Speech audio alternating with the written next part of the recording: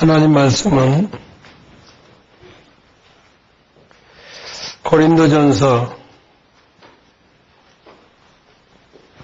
15장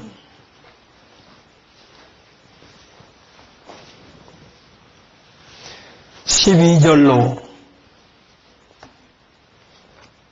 들으시겠습니다.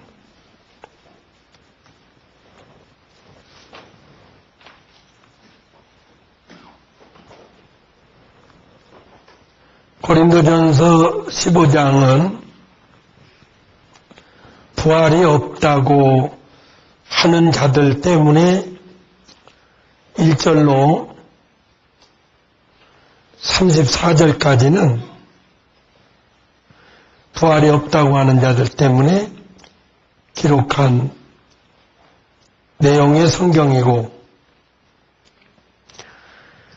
그 다음에 35절부터는 그럼 부활체가 있다면 어떻게 생겼느냐 해서 기록하고, 그 다음에 부활 때는 어느 때냐, 주님이 공중에 오실 때다. 그렇게 고린도전서 15장은 그러니까 크게 나눠서 둘로 부활이 없다고 하는 자들 때문에, 또 하나는 부활체는 그러면 어떻게 생겼단 말이냐 라는 것 때문에 기록된 성경입니다. 내일이 부활주일인데 부활주일을 이제 맞이했으니까 부활에 맞는 말씀을 좀 우리가 상고하고, 그리고 다음에 말라기는 부활에 관한 상고를 한 다음에 말라기서를 공부하도록 그렇게 하겠습니다. 그러나 그리스도께서 죽은 자 가운데서 다시 살아나셨다 함이 전파되었거늘 너희 중에서 어떤 이들은 어찌하여 죽은 자 가운데서 부활이 없다고 하느냐, 이렇게 이제 반문을 합니다. 초대교회 때도 아마 사두개파들의 영향을 받기도 했겠지만은, 소위 영지주의자들, 이원론주의자들, 영혼은 선신이 창조하고 육신은 악신이 창조했다. 그래서 영혼은 굉장히 좋아하는데 영혼이 부활한다 라는 건 굉장히 좋아합니다. 선신이 창조한 영혼이야 인정하지요. 그런데 악신이 만드는 육신이 또다시 산다. 이거는 있을 수 없다. 그래서 이제 부활을 부인하게 되었습니다. 그런 영향을 이제 받은 거지요. 그래서 이제 부활이 없다고 하니 그게 어찌된 일이냐. 부활이 없다면 그리스도께서 다시 살아나지 못했을 것이다. 13절에. 그런데 만일 죽은 자의 부활이 없다면 그리스도도 다시 살아나지 못하였으리라. 그러니까 그리스도의 부활은 곧 부활의 첫 열매니까 부활할 수 있다라는 거지요. 그렇죠? 14절에 해석은 이 다음에 하기로 하고, 그리고 그리스도께서 만일 다시 살지 못하셨다면 우리가 전파하는 그 복음도 헛것이요. 그러니까 복음을 왜 전파하냐? 예수 믿고 부활하여 천국 간다. 이것이 이제 복음의 핵심인데, 그 전파하는 것도 사실 헛것이죠. 부활이 없다면 기독교는 아무 쓸모가 없게 된다는 것입니다. 그렇죠?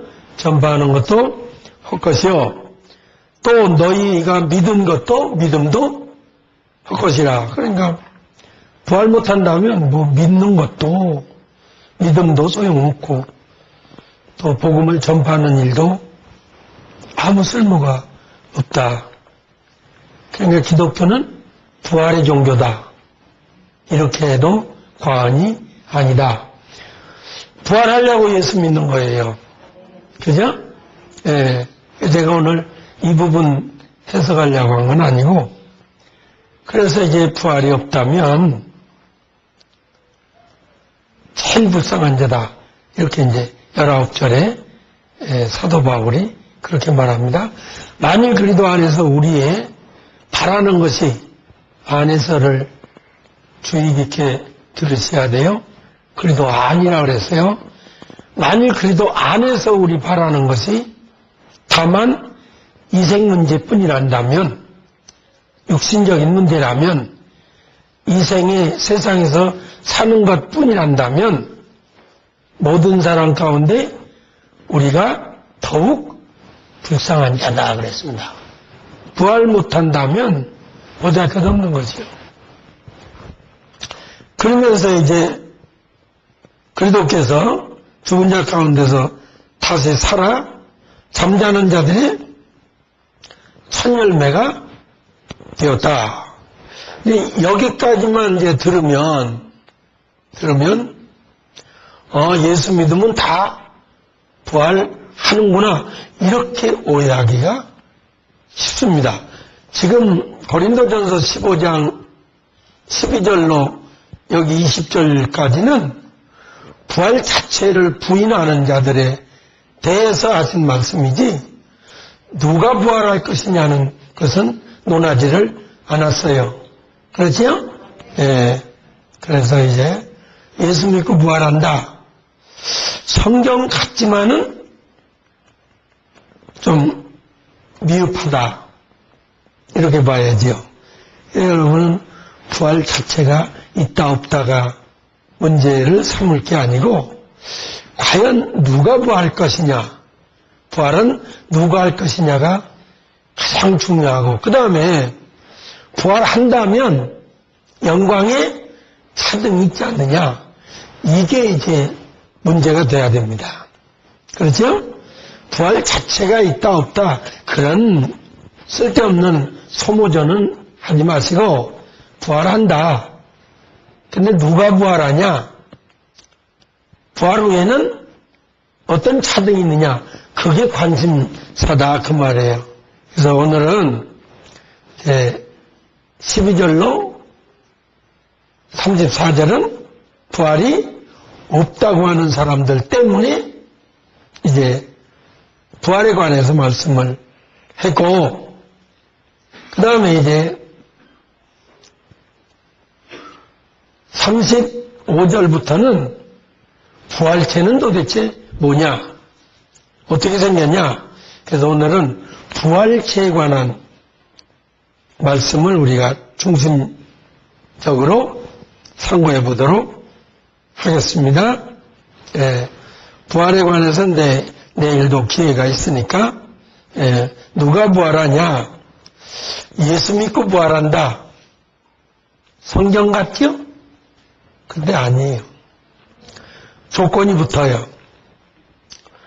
누가 부활할 것이냐예요. 예수 믿고 부활한다가 아니라 예수 믿는 자 중에 누가 부활할 것이냐. 그래서 부활은 은혜 언약에 관한 것이 아니다. 이걸 이제 아셔야 돼요. 그렇죠?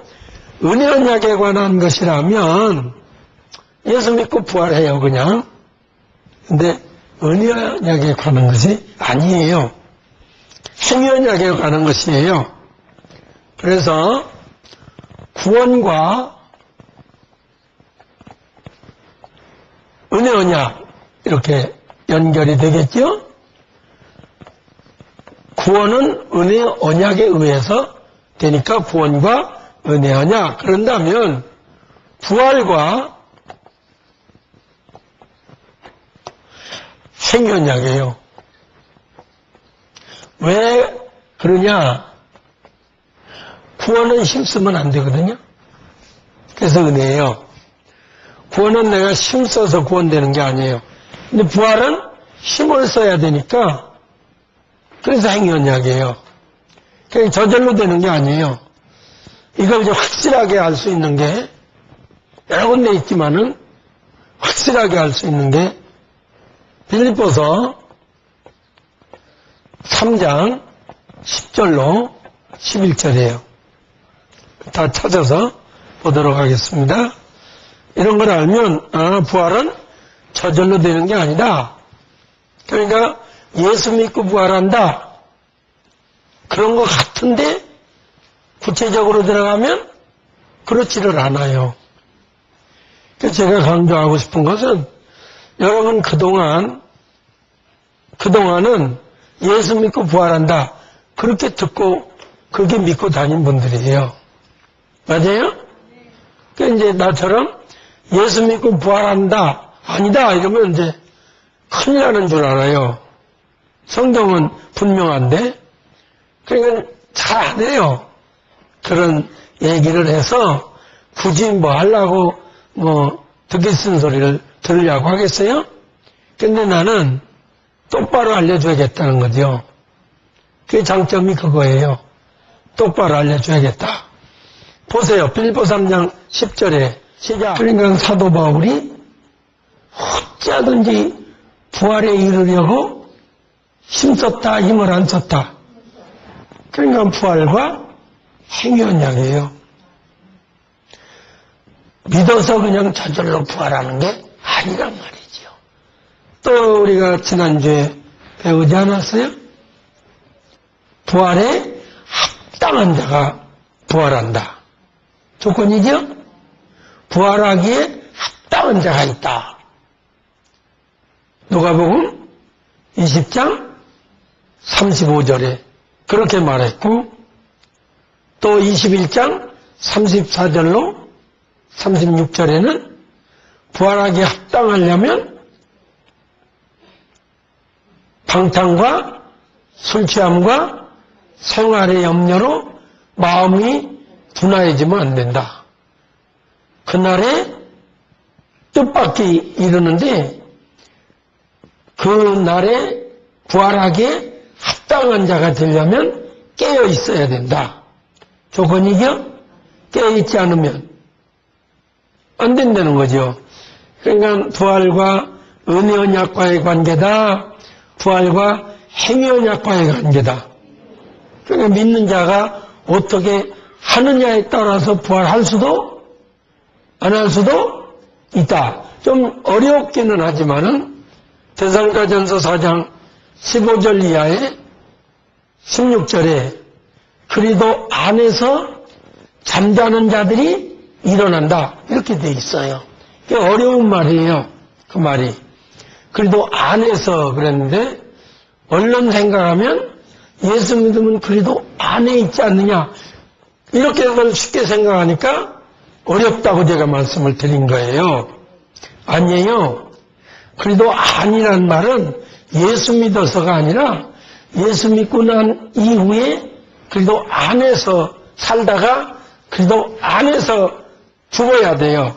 그걸 이제 구체적으로 요한일서 2장 5, 6절을 인용하면 그래도 안에 있다는 게 뭐냐?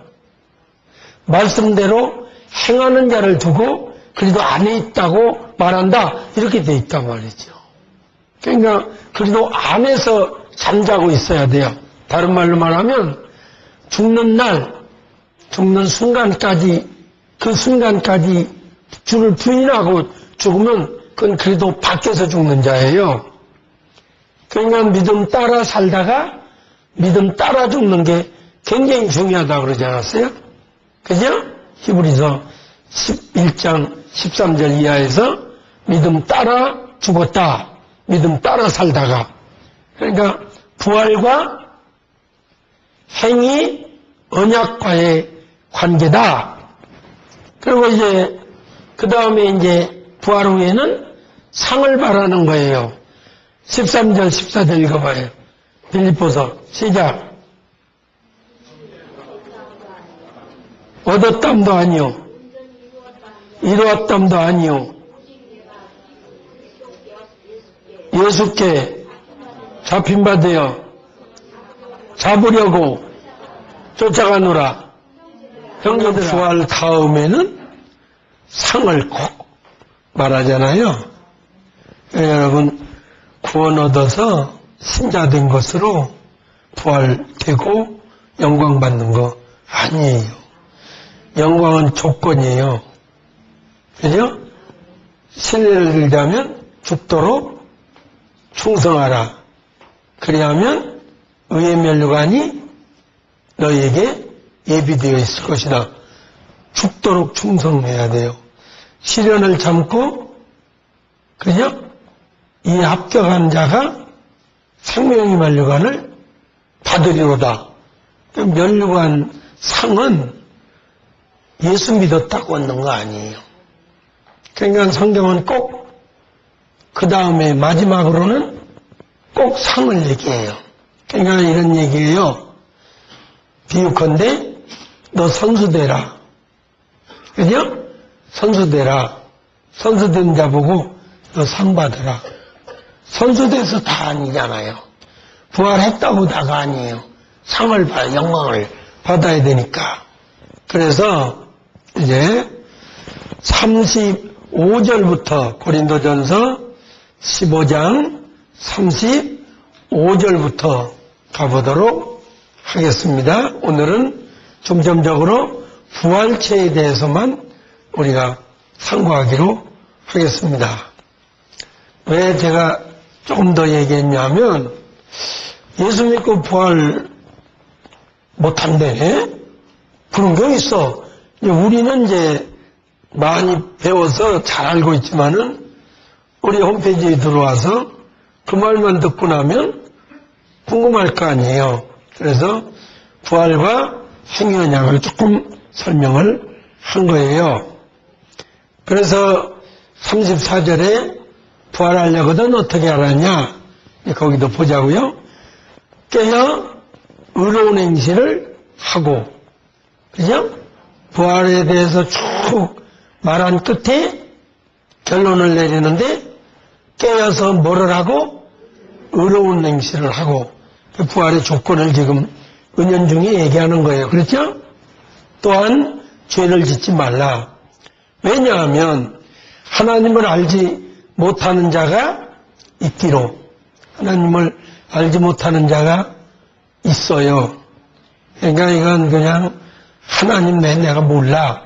하나님 믿는데 그런 차원이 아니고 하나님에 대한 정확하게 뜻, 구체적인 뜻, 어떤 분임을 알지 못하는 분들이 그때나 지금이나 많다고 봐야지요. 하나님을 알지 못하는 자들이 고린도 교회에 있기로 내가 너희를 부끄럽게 하기 위하여 말하노라. 그죠? 말하노라. 예. 그러나 누가 묻기를 그 죽은 자들이 어떻게 다시 살며, 그죠? 부활을 어떻게 하며 어떠한 몸으로 살아나느냐 하리니, 부활체에 대해서 이제 궁금해하는 거예요. 그렇죠? 여기서 이제 45절까지 안 배우면 여러분도 부활체가 어떻게 생긴 거야? 모르는 분들 많아요. 누가 묻기를 죽은 자들이 어떻게 다시 살며 또한 어떤 몸으로 살아느냐 나느냐 하리니 어리석은 자여. 36절에 그렇게 묻는 자가 어리석대요 현명하대요. 어리석은 자여, 네가 뿌리는 씨가 죽지 아니하면 살아나지 못하겠고, 그러니까 지금 농사, 자연 그 법에 의해서 설명하고자 하는 거예요. 우리가 이제 이렇게 밀을 심어보면 밀 그대로 있으면 싹이 안 나지요. 밀이 썩어야 돼요. 그죠? 네, 그러니까 여기 씨가 죽지 아니하면 것을 썩는 것으로 이해하면 돼요. 내가 뿌리는 씨가 각종 씨앗 다 마찬가지예요. 호박 씨든 사과 씨든 복숭아 씨든 어떤 씨앗도 죽어야 돼요. 썩어야 돼요. 그러면 이제 전혀 다른 게 나와요. 밀을 심었는데 풀같이 나오잖아요. 일단은. 그죠? 전혀 다른 게 나와요. 호박 씨를 심었는데 넝쿨이 나와요. 전혀 다른 게 나온단 말이에요. 그러니까 어리석은 자는 내가 뿌리는 씨가 여기는 죽지 않으면 그런데 썩지 않냐면 뭐 썩어서 죽는 거죠. 그렇죠? 살아나지 못하겠고, 그러니까 뿌린 씨앗이 죽어 썩어야만 그 씨앗에서 새싹이 나오듯이 믿는 자의 몸도 죽어야 새싹과 같은 그런 부활체, 이제 신령체라 그래요. 신령체가 된다고 그렇게 설명합니다. 37절에 또 내가 뿌리는 것은 장래 형체를 뿌리는 것이 아니요 말이에요. 아까 얘기했잖아요. 밀을 뿌렸는데 거기서 풀이 나와요. 우리가 이제 풀이라고 설명할 수밖에 없는데 전혀 다른 게 나와요. 우리가 밀을 뿌렸지 밀대를 뿌린 건 아니잖아요. 호박 씨를 심었는데 호박 줄기가 나오고, 사과를 심었는데 사과가 안 나오고 사과 나무가 나와요. 그런 걸 얘기하는 거예요. 그러니까 네가 뿌리는 것은 씨를 뿌렸지 사과를 심었지 사과 나무를 뿌린 것은 아니요. 다만 밀이나 다른 어떤 곡식의 알갱이 뿐이로되 우리가 알갱이 심었단 말이죠. 그죠? 그래서 사도 바울은 부활과 부활체를 믿지 못하여 부정하는 자들이 어리석다는 것을 뿌리는 씨앗에 비유해서, 맞아요? 뿌리는 씨앗에다가 비유를 지금 하는 거예요.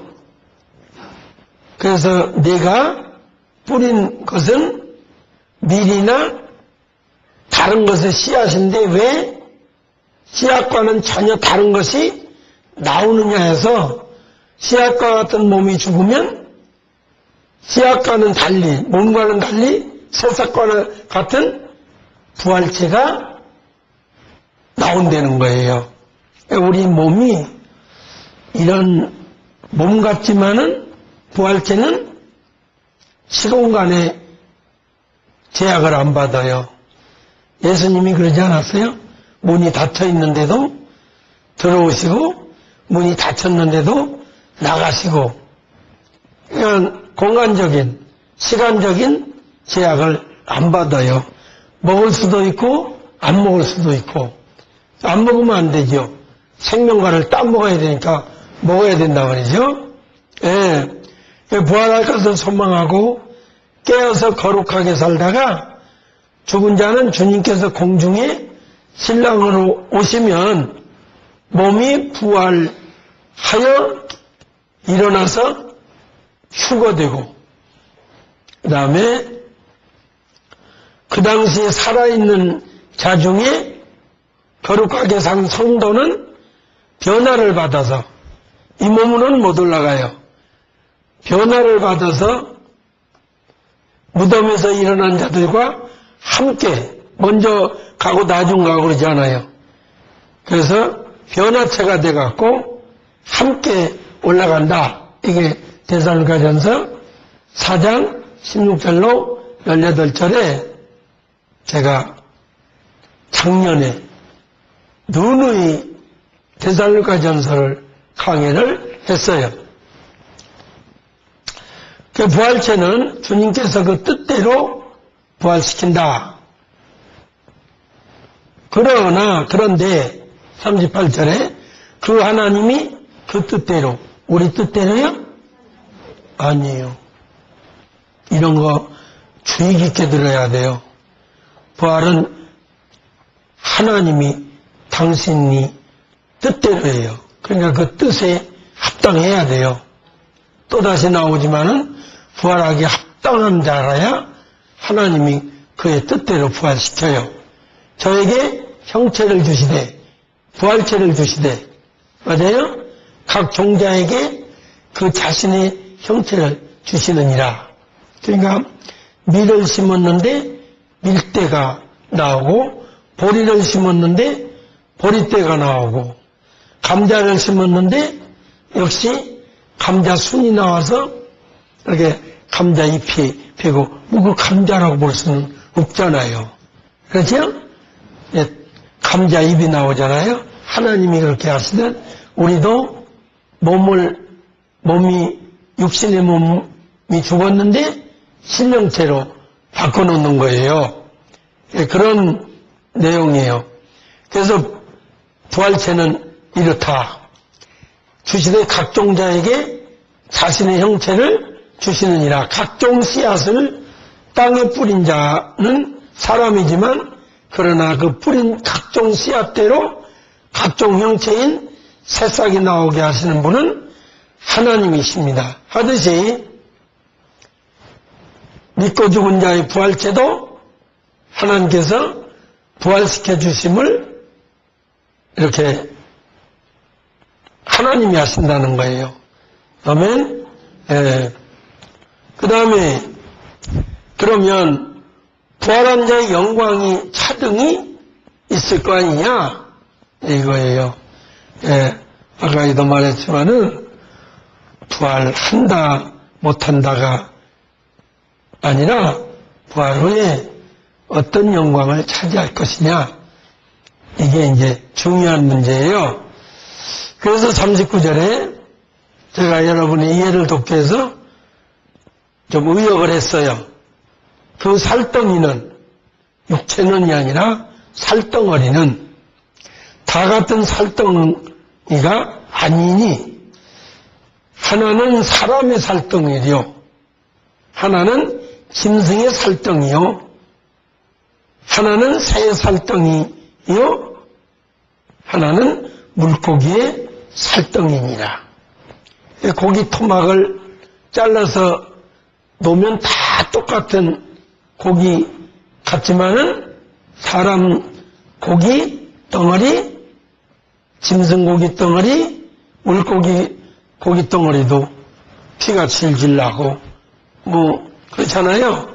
고기 덩어리는 다 같은 것 같은데 종류는 다 틀리다, 같다, 틀리다. 그러니까 부활은 같지 않은 것 같은데 부활의 영광의 차등은 다르다는 걸 이렇게 설명하고 있는 거예요.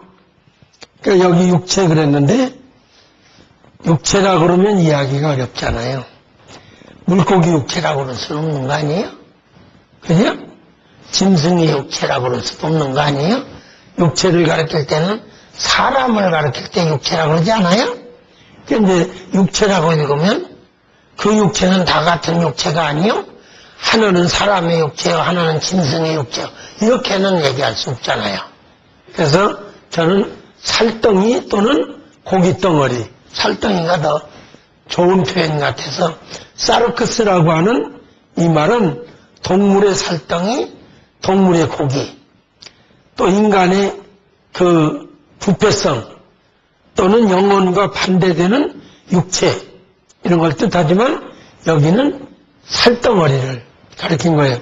여러분 도마우에다가 예를 들어서 사람 살점 하나 떼어놓고, 고기 살점 떼어놓고, 뭐 물고기, 새, 짐승 다 떼어놓으면 다 살덩이로 보지만은 다 차이가 나잖아요. 그죠? 그래서 40절에 그 말이에요. 40절에 또한 하늘에 속한 몸도 있고 또 땅에 속한 몸도 있으나, 그러나 하늘에 속한 자의 영광이 참으로 따로 있고 또한 그 땅에 속한 자의 영광이 따로 있으니 그랬어요. 그러니까 사도 바울은 육체의 차등을 논해서 부활 후에 영광의 차등이 있음을 밝힌 다음에 이제는 하늘과 세상의 것으로 대조해서 부활 후에 영광의 차등이 을 밝히기를 하늘에 속한 몸, 또 땅에 속한 몸, 이렇게 이제 구분해요. 여러분, 창세기 13장에 10절에 롯이 요단 들판을 봤다. 이렇게 이제 우리 성경이 요단 들을 봤다. 이렇게 돼 있거든요. 근데 눈을 들어 올려서 봤다. 우리 성경은 그런 게 도무지 표현되지 않습니다. 그러니까 인위적으로 무거운 물건을 들어 올리듯이 자기 눈을 들어 올려갖고 봤대요. 뭔 얘기예요? 그렇게 욕심이 많아서 요단 들판을 쳐다보기를 무거운 것을 낑낑대면서 들어 올리듯이 자기 눈을 들어 올려서 봤대요. 근데 그 눈은 일반적인 눈이에요. 같은 눈이 아니에요.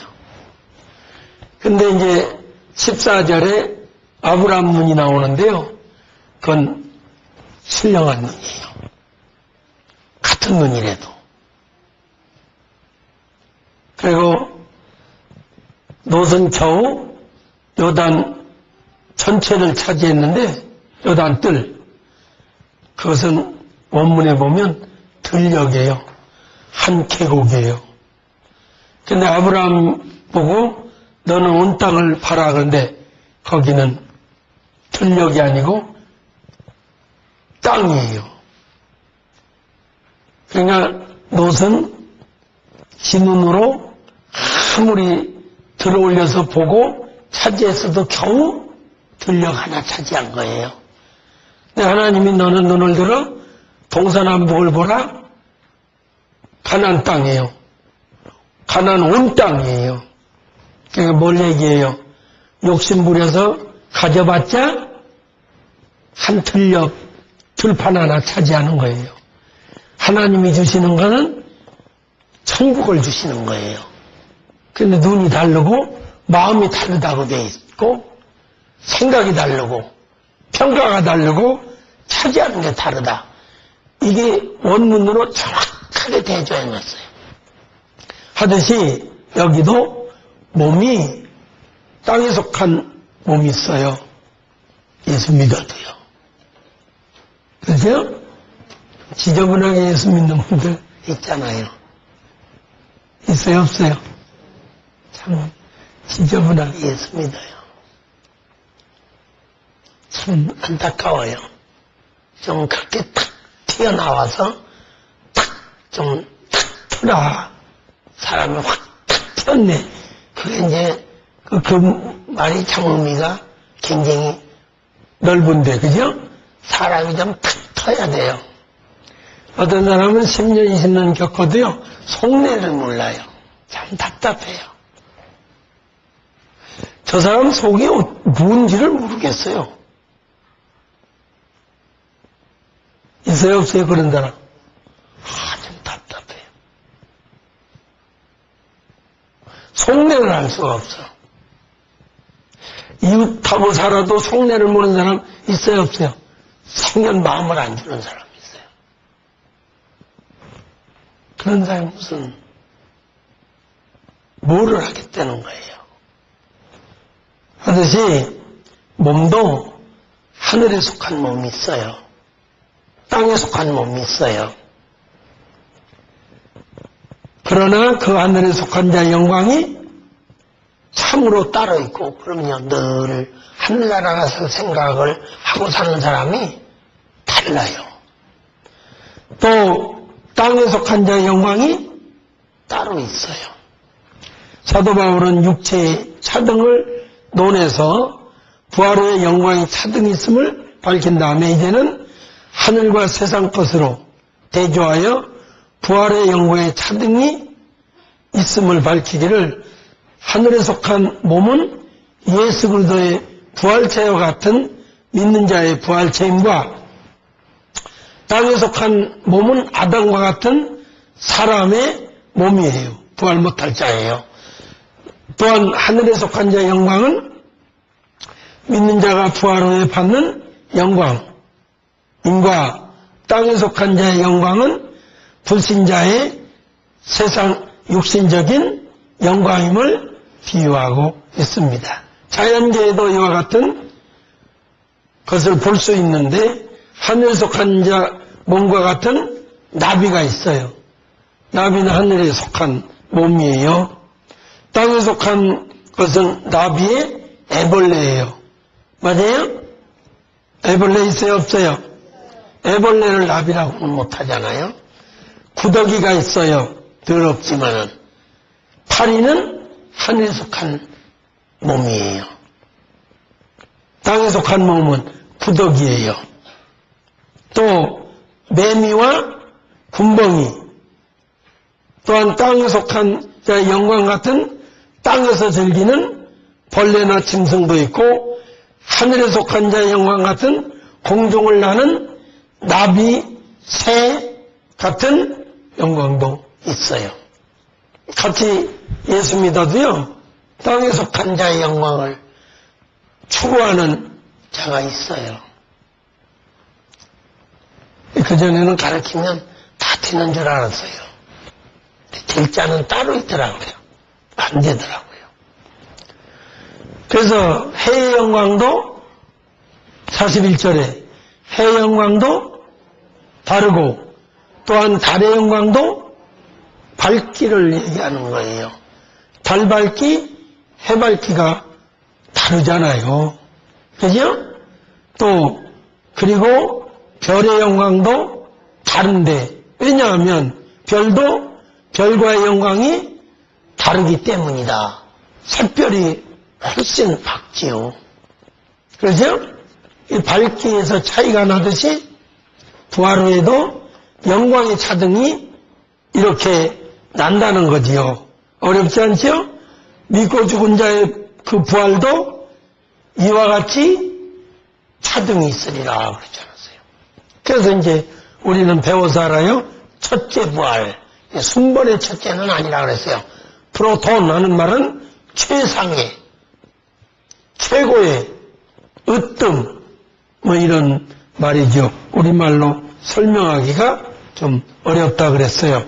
그래서 믿고 죽은 자의 부활도 이와 같이 차등이 되잖아요.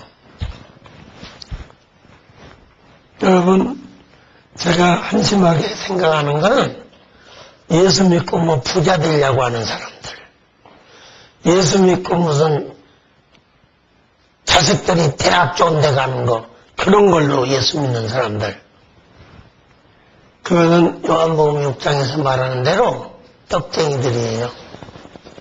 보리떡 5개와 물고기 2마리로 먹여주니까 쫓아다닌 거예요. 10,000명, 20,000명, 5,000명 따라다니지 않았어요?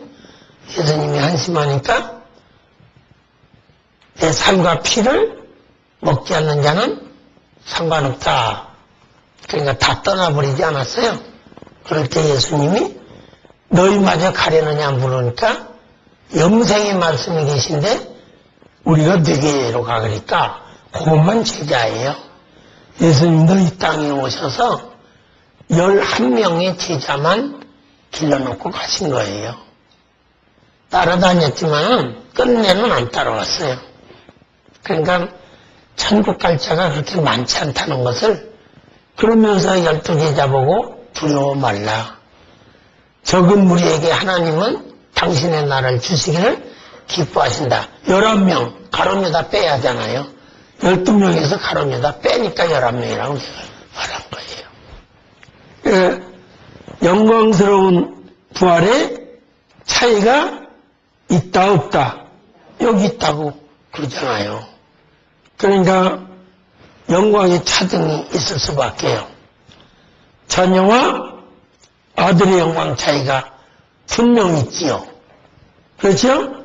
신자와 제자와의 차등이 있잖아요.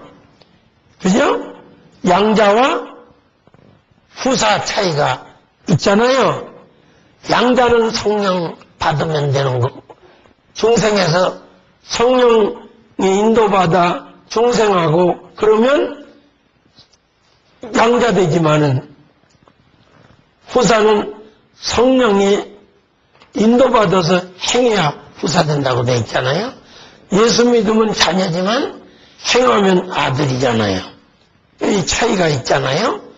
신자와 제자와의 차이가 있고 또 성도와 순교자의 차이가 또 날 수밖에 없잖아요. 그래서 이제 그러면 영광을 받기 위한 삶이 있어야 될 거 아니냐. 그래서 영광스러운 부활을 하기 위함의 삶이 42절 하반절부터 44절까지 이렇게 이제 믿고 죽은 자가 부활 후에 받는 영광의 차이가 있다는 것을 밝힌 사도 바울은, 그렇다면 부활 후에 받을 영광을 위한 삶을 현세에서 살아야 할 것이 아니냐. 상 받기 위해서는 상 받을 행실을 해야 할 거 아니냐.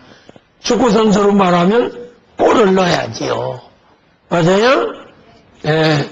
그래서 그러려면 썩을 것으로 심고 썩지 아니할 것으로 다시 산다 그랬어요. 이 세상 모든 것은 다 썩을 거예요. 그러니까 현실에서 부지런히 신앙생활하는 것은 썩을 것을 심는 거예요. 안 심으면 농사 결실 없어요.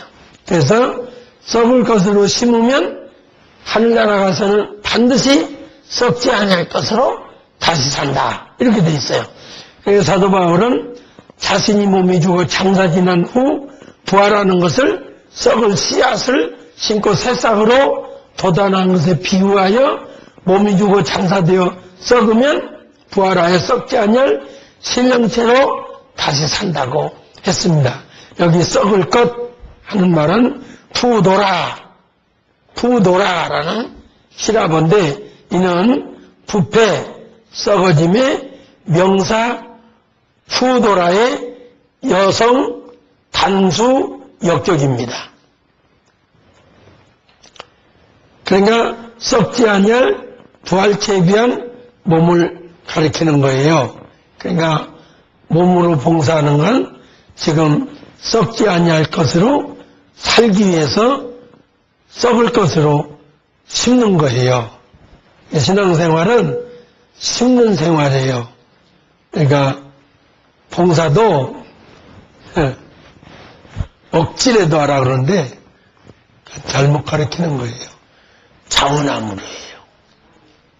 억지는 아니에요.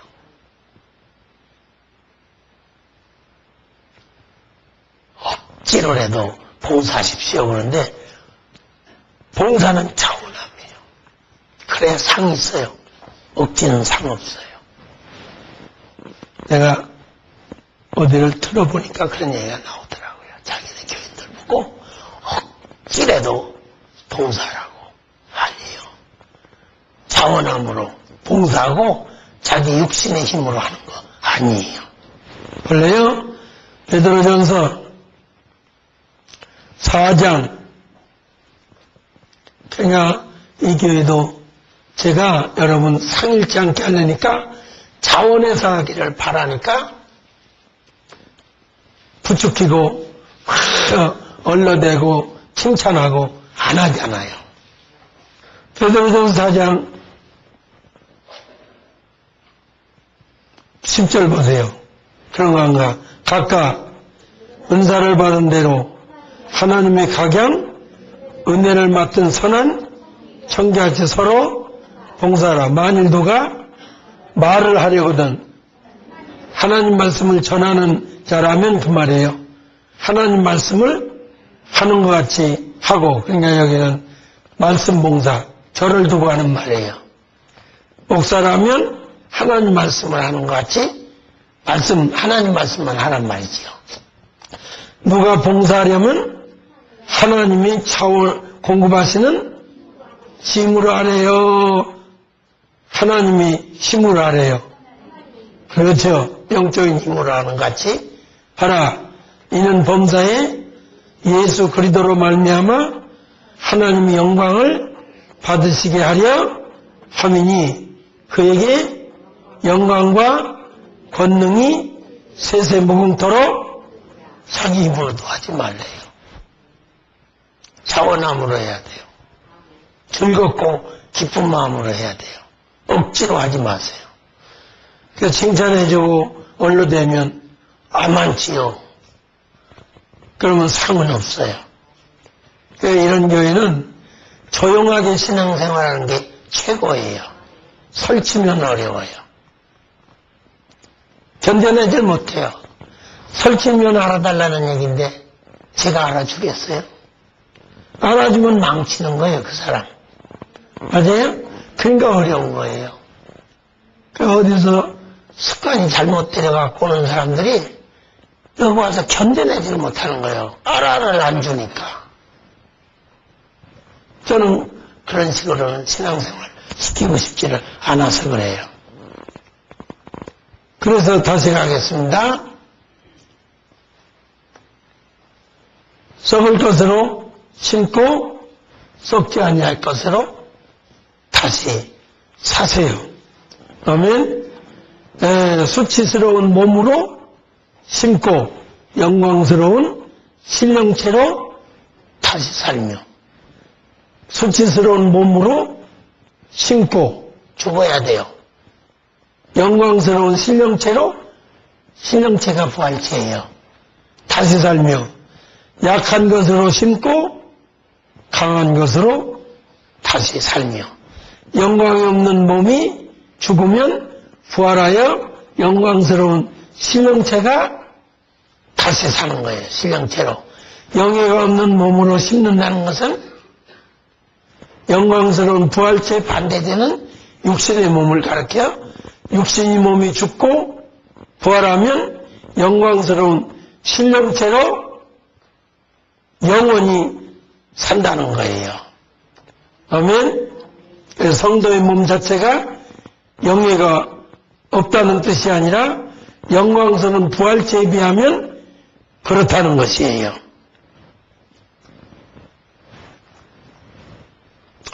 그래서 한글 개혁성경에 욕된 것 그랬는데 욕된 것 아티미아 그런 말이에요. 아티미아 부정사와 같이 존귀라고 하는 힘의와의 합성어인데 영광이 없는 존경받지 못하는 몸이라는 뜻이에요. 이 세상에 살면서 몸은 영예가 없어요. 부활체가 돼야 영광스러운 거예요. 그 말이에요. 약한 몸이 죽으면 강한 신령체로 다시 산다. 약한 것. 우리 몸은 연약하잖아요. 그래서 연약한 것을 가리키는 말이고 강한 것은 디나메이, 능력 있다, 강력하다라는 말이에요. 그 다음에 44절에 육의 몸으로 심고 신령한 몸으로 다시 사나니 육의 몸이 있은즉 또한 신령한 몸이 있느니라. 이게 그 말이에요. 여러분 신령체가 있는 거예요.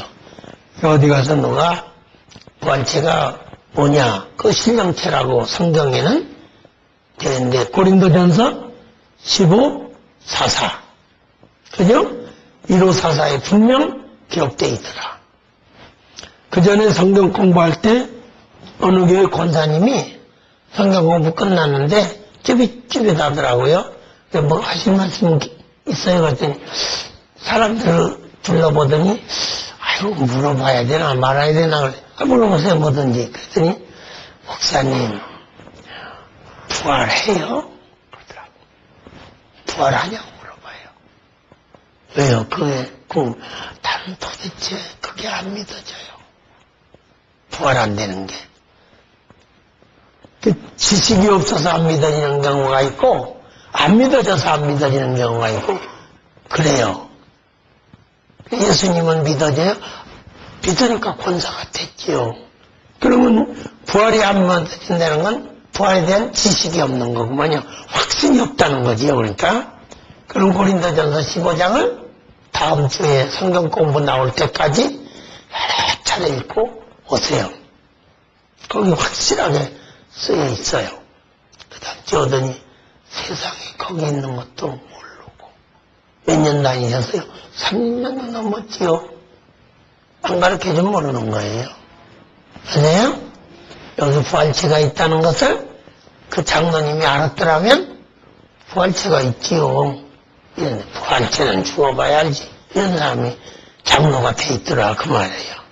그러니까 우리 육신의 몸 소마 푸스키콘 육신의 몸이 있은즉 그죠? 신령한 몸도 소마 퓨니마티콘 신령한 몸도 있다. 그렇죠? 네. 확실하죠? 우리 몸이 육신의 몸이 있은즉 또한 신령체도 있다. 그래서 육의 몸과 신령한 몸이 있게 된 이유가 있다. 45절로 49절에 또한 기록된 바 첫사람 아담이에요. 창세기 3장에 타락한 아담 최초의 사람 아담은 살아난 생명이 되었다는것 같이 그 마지막 아담 예수님이에요. 예수님을 마지막 사람이라 그래요. 아담이라는 말은 사람을 얘기하는 거예요. 그러니까 첫사람 아담, 마지막 아담 예수 그분은 살려주는 영이 되었나니 무슨 말이냐? 첫사람은 하나님께서 흙으로 지어서 그의 코에 생기를 부어 넣어주심으로 말미암아 육신의 생명이 살아남이 되어 육신의 생명이 살아난 최초의 사람이 되었고 그 말이에요. 살아난 생명이 되었다 그 말이에요. 마지막 아담인 예수 그리스도께서는 영을 살려주는 분이 되셨다 그 말이에요.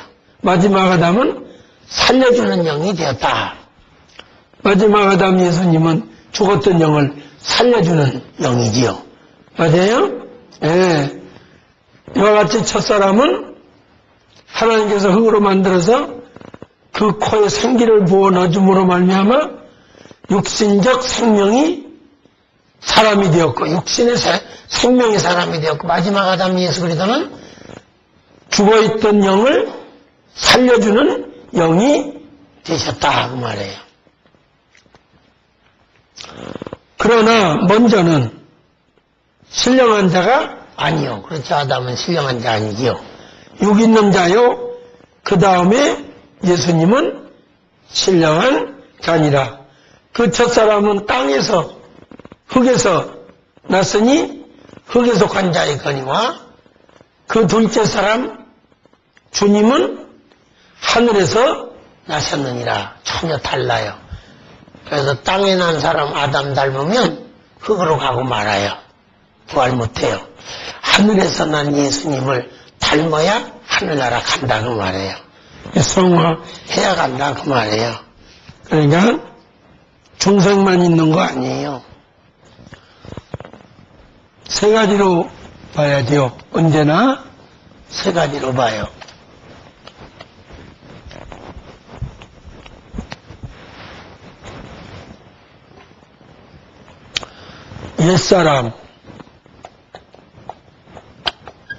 옛사람은 아담 닮은 거예요. 흙에 속한 자예요. 흙으로 된 거예요.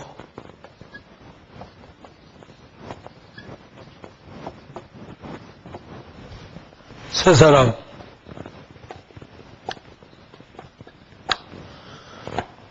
예수 그리스도를 닮은 사람이에요. 이분 안 닮으면 하늘나라 못 가요. 그래서 옛사람 아담 닮은 그 사람이 중생해야 돼요. 맞아요? 중생으로 끝나는 게 아니잖아요. 반드시 성화가 있잖아요. 성화 다음에 영화예요. 중생은 죽었던 영이에요. 죽었던 영이 살아나야 돼요. 성화는 인격이에요. 예수 닮아야 돼요.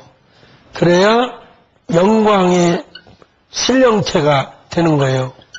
영광의 부활체가 되는 거예요.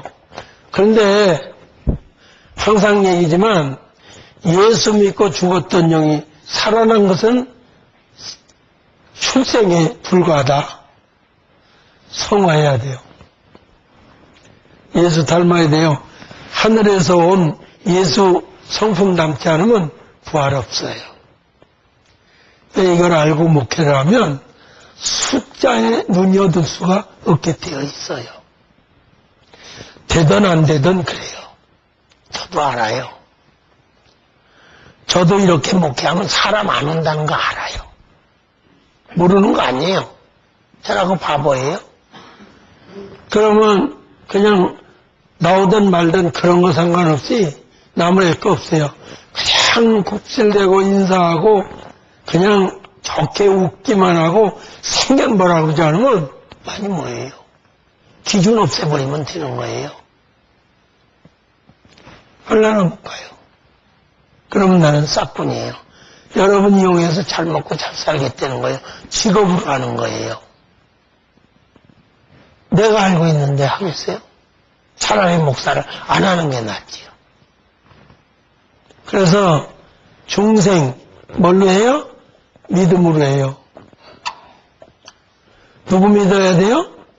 예수 그리스도 믿어야 돼요. 성화는 믿음으로 해요? 말씀으로 해요. 예수로 해요? 성령님으로 해야 돼요. 맞아요? 그래야 영광이 있어요. 예수 안 닮으면 영광 없어요. 부활 없어요. 영광 없어요. 그래서 그 첫사람은 땅에서 났으니 흙에 속한 자이거니와 둘째 주님은 하늘에서 나셨느니라. 그러니까 하늘에서 오신 분 닮아야 돼요. 이 사람 벗어버리고 헌옷 벗듯이 첫사람 아담은 땅에 흙으로 지음받아 그 몸이 흙에 속하여 죽으면 몸은 흙으로 돌아가서 썩을 것을 가르친 거고, 둘째 사람 주님은 하나님의 아들로서 하늘에서 오셨으므로 그 몸이 아담과는 달리 흙에 속하지 아니하여 죽지도 썩지도 아니한다는 뜻이에요. 그러나 이 말씀을 전후 내용의 흐름으로 보아서 이해하지 못하고 그노시스주의자들처럼 하늘에서 났느니라는 말씀을 전후 내용의 흐름을 파악지 않은 채 문자대로만 보아서 예수님의 인성을 부인해서도 안 되고, 또한 케노스트주의자들처럼 예수님은 마리아를 통하여 나셨음을 들어서 아예 본절을 정면으로 반대해서도 안 돼요. 그러니까 하늘에서도 오시고 땅에서는 마리아를 통해서 인성을 입으셨다, 이렇게 말할 줄 알아야 된다, 그 말이에요. 이러므로 본절은 사도 바울이 아담 닮은 죽을 몸과 예수 닮은 부활체에 관하여 말한 것이므로 본절을 이해함에 있어서 땅에서 난 첫사람 아담의 몸은 흙에 속했으므로 아담 닮은 우리의 몸은 죽어서 썩을 것을 가리킨 것으로 보고, 예수 그리스도께서 하늘에서 나셨으므로 예수를 닮은 부활체는 썩지 아니할 것으로 보아야 다음 절 48절 49절과 그 뜻이 연결된다, 그 말이에요. 무릇 그 흙에 속한 자는 흙에 속한 자들과 같고, 그리고 무릇 그 하늘에 속한 자는 하늘에 속한 자들과 같으니, 그리고 우리가 흙에 속한 자의 인격을 입은 것 같이, 아담 닮은 것 같이 그 말이에요. 형상이 아니에요. 인격으로 고치세요. 에이콘이에요. 인격을 가리키는 말이에요. 형상, 모양새 입은 거 아니에요.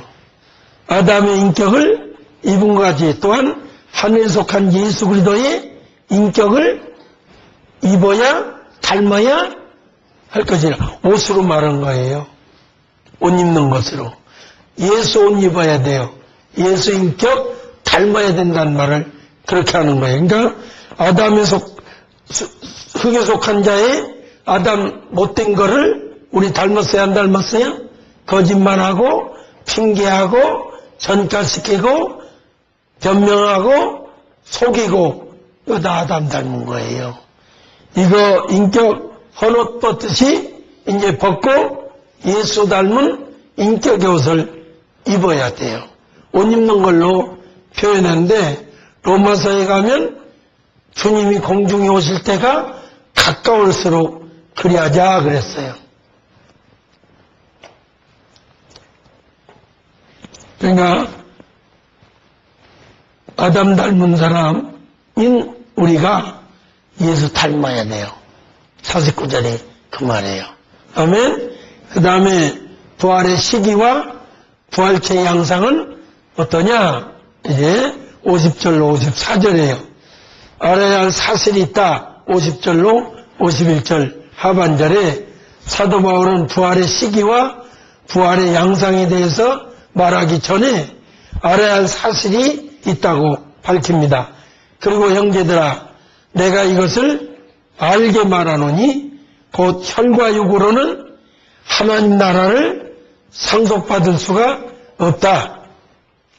또한 그 썩을 몸으로는 그 썩지 아니할 부활체가 될 수가 없다.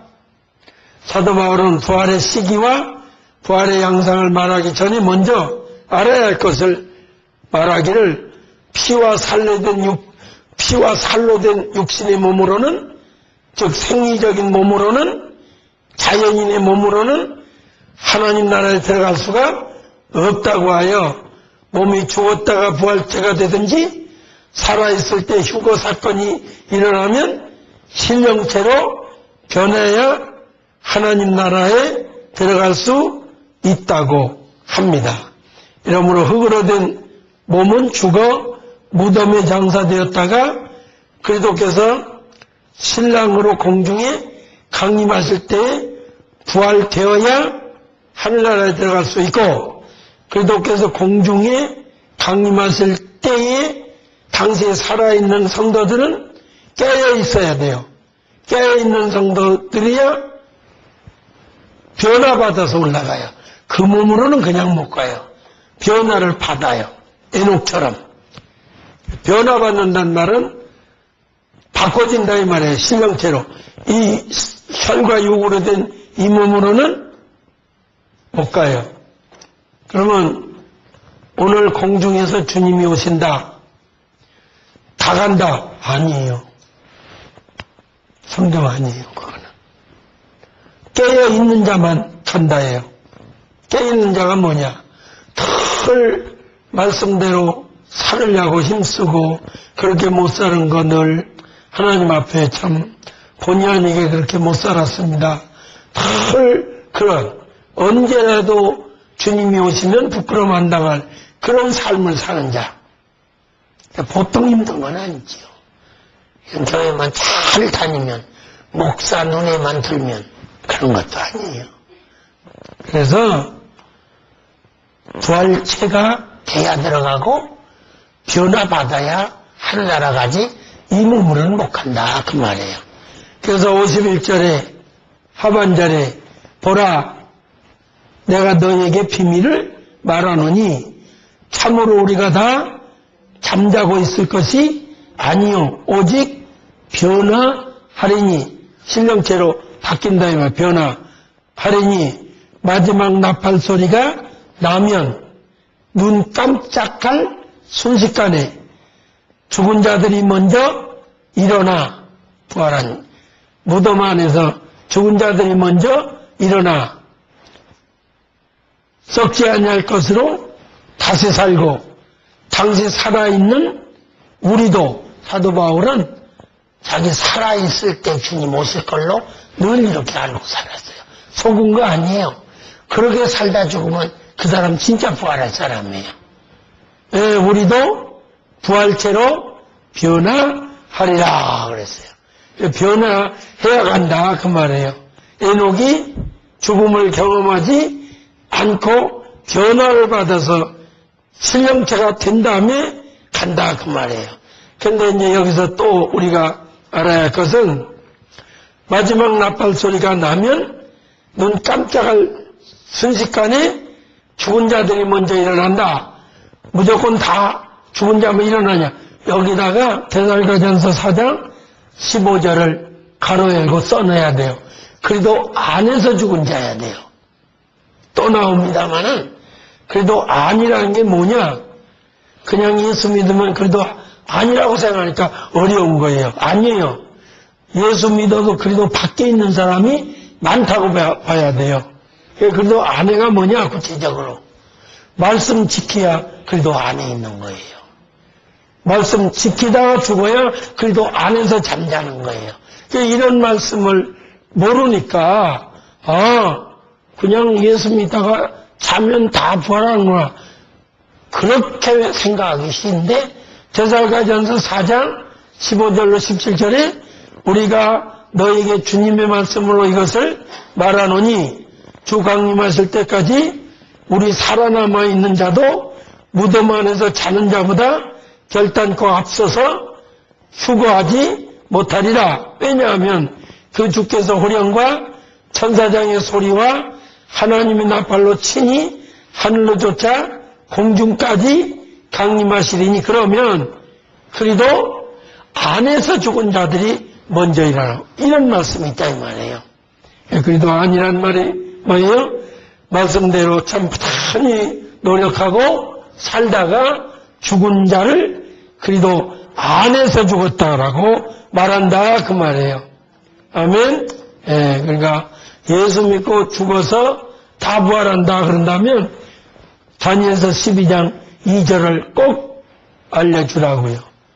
많은 사람이 무덤 가운데서 자고 있는 자들 중에서 많은 사람이 자고 있지만 그 중에서 부활한다. 또 누가복음 1장 35절에 부활하기에 합당한 자만 부활하더라.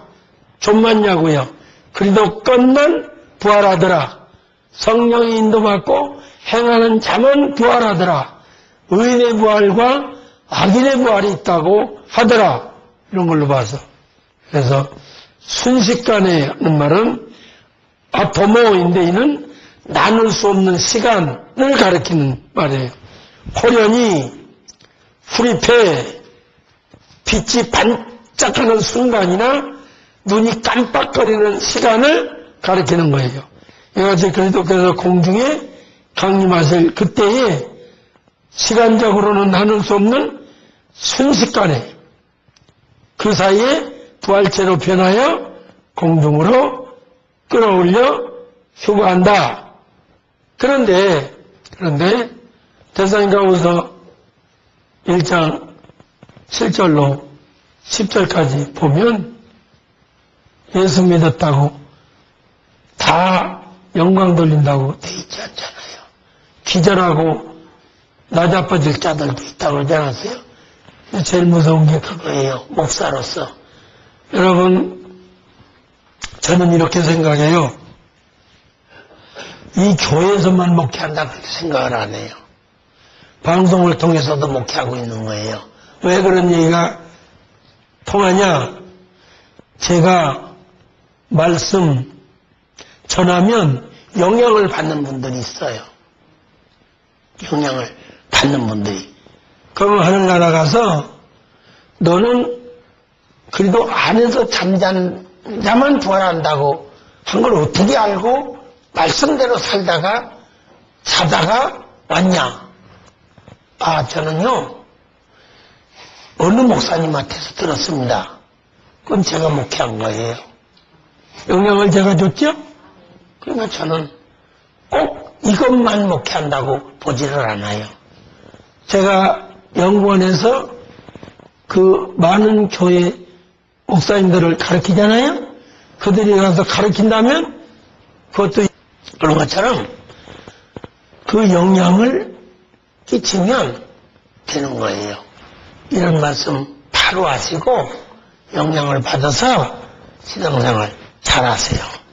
왜냐하면 이 썩을 몸이 반드시 썩지 아니할 부활체가 되겠고 53절에 또한 이 죽을 몸이 죽지 아니할 부활체로 변화하리라. 그런데 이 썩을 것이 썩지 아니함을 입고 그리고 이 죽을 것이 죽지 아니함을 입을 그때에는 사망의 승리에 삼킨 바 되리라고 기록된 말씀대로 응하리라 그랬습니다.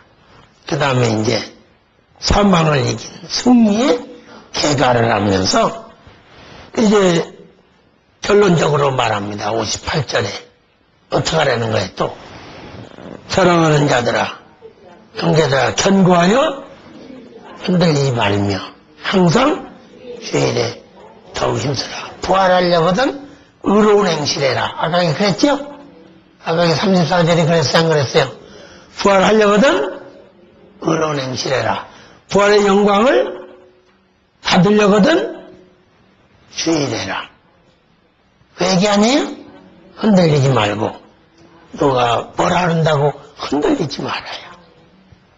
직장에서도 마찬가지고 항상 그 주의 일에 더욱 힘쓰는 자들이 되라. 이는 너희 수고가 주 안에서 헛되지 않고 뭐냐? 영광 받을 줄로 하려는 거지요. 영광의 부활체를 얘기한 다음에는 꼭 이렇게 얘기하잖아요. 그러니까 오늘 밤에는 뭐예요? 영광의 차등이 있다 없다? 있다예요. 결론적으로 저도 말씀드릴게요. 히브리서 11장 35절부터 볼까요? 시작. 여자들은 죽은 자들을 부활로 받기도 하며 누가 그렇게 부활로 받았어요? 사렙다 과부 그 다음에 나사렛 나사로 너희들 그죠? 이런 사람들 부활체로 받았어요 못 받았어요? 영원히 부활한 건 아니지만 부활의 상징을 받잖아요. 또 그 다음에 어떤 이들은 더 좋은 부활을 받고자 해요. 그거 보세요. 더 좋은 부활이 있어요 없어요? 더 좋은 부활을 받고자 해요. 악청을 받되 그걸 구차히 그것을 면하려고 부인하지를 않았다. 그래서 더 좋은 부활을 받기 위하여 어떤 이들은 시련과 채찍질 뿐 아니라 결박과 옥에 갇히는 시련도 받았으며 또 더 좋은 부활을 받고자 하여 돌로 치는 것과 돌로 켜는 것을 면하지 않았고 시련과 칼에 죽임을 당하고 양과 염소의 가죽을 입고 유리하여 궁핍과 환난을 학대를 받았으니 이런 사람은 세상이 감당치를 못하였도다. 저희가 광야의 산중과 아령과 토굴에 누워있느니라. 보세요. 더 좋은 부활. 부활도 더 좋은 부활이 있다. 그 부활의 영광을 받게 하여 죽인데도 꿈쩍도 안 했다. 환난과 궁핍과 그런 어려움이 있어도 절대로 더 좋은 부활 때문에 그것을 부인하지 않았다. 달게 받았다. 그러니까 부활하는 게 다가 아니고 부활의 영광의 차등이 있다는 것을 기억하시고 그렇게 사시기를 바랍니다. 내일 새벽에는 전교인이 다 나오시기를 바랍니다. 기도하겠습니다. 하나님 아버지 감사합니다. 오늘도 저희가 부활에 대한 그런 지식, 특히 오늘은 부활의 영광의 차등이 있음과 그 영광의 차등을 위하여 어떻게 살아야 할 것도 저희가 배워싸우니 예수 믿고 하나님 자녀된 걸로 만족하지 않게 하시고 하나님의 아들 되어 영광의 유업을 받을 수 있는 아들 되기를 힘쓰기를 옛사람 닮은 아담을 헌옷 벗듯이 벗어버리고 새사람 예수 그리스도 인격을 새옷 입듯이 닮아서 영광의 부활의 차등에 더 좋은 부활을 위하여 살 줄 아는 희락자 교인들 다 되게 해 주옵시고 이 설교를 듣고 보는 모든 분들에게도 같은 열망과 힘쓰고 애씀 있게 되게 하여 주옵소서. 감사드리옵고 예수님의 이름으로 기도하옵나이다. 아멘.